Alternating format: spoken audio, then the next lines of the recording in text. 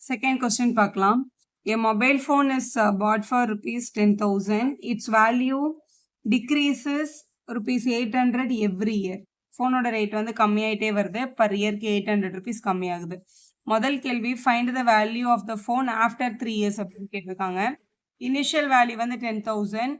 Degrees per year ஒரு வருஷத்துக்கும் 800 கம்மியாகுதுன்னு கொஸ்டின்ல கொடுத்துருக்காங்க. இப்போ வேல்யூ ஆஃப்டர் 3 இயர்ஸ்னா ஒரு இயர்க்கும் 800 கம்மியாகுதுன்னா 3 இயர்ஸ்க்கு 3 டைம்ஸ் 800 என்ன இருக்கும் கம்மியாக இருக்கும்.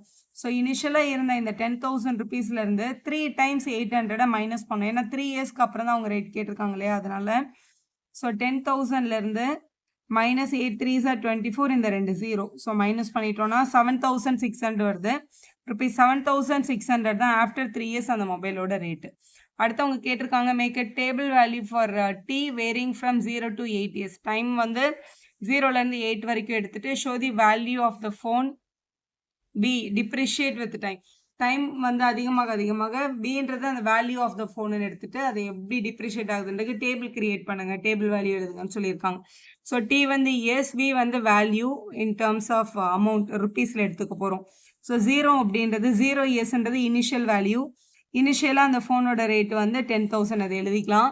ஸோ ஆஃப்டர் 1 year 800 கம்மியாகும். ஸோ 10,000லேருந்து என்ன பண்ணும் 800 மைனஸ் பண்ணோம். 800 மைனஸ் பண்ணோம்னா 9,200 அப்படின்றது கிடைக்கும். அடுத்து செகண்ட் இயர், தேர்ட் இயர், 4 5 6 7 8 எல்லாமே எழுதணும். ஏன்னா 8 இயர்ஸ் வரைக்கும் நம்ம கிட்ட அவங்க கேட்டிருக்காங்க இந்த டேபிள் கிரியேட் பண்ண சொல்லி.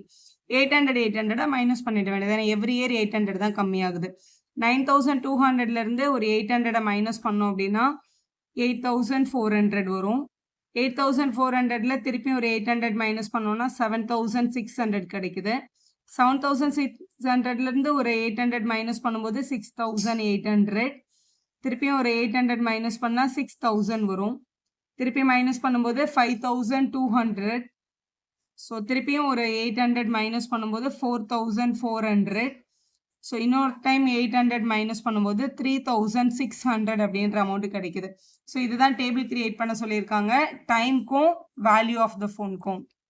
இதில் தேர்ட் பார்ட்டில் கேட்டிருக்காங்க find an expression that relates V and T and explain why it represent the linear decay அப்படின்னு கேட்டிருக்காங்க. So value after T is வந்து நம்ம வின்னு அசியூம் பண்ணிக்கிட்டோம்னா வின்றது வேல்யூ ஆஃப் த ஃபோன். பிகினிங்கில் என்ன இருந்தது 10,000 ருபீஸ் இருந்தது.